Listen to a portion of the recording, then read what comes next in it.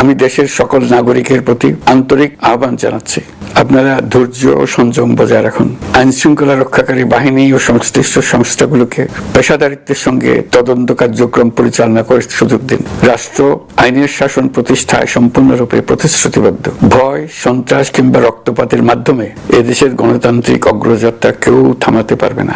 বিপ্লবী রক্তে উজ্জীবিত এই তরুণ নেতা ওসমান হাদী ছিলেন প্রতিবাদের অনন্য প্রতীক।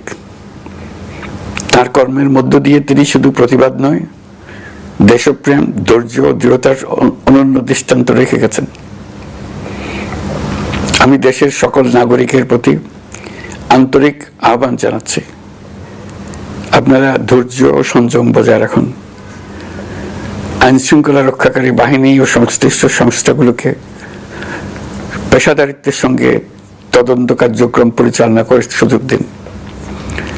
রাষ্ট্র আইনের শাসন প্রতিষ্ঠায় সম্পূর্ণরূপে প্রতিশ্রুতিবদ্ধ।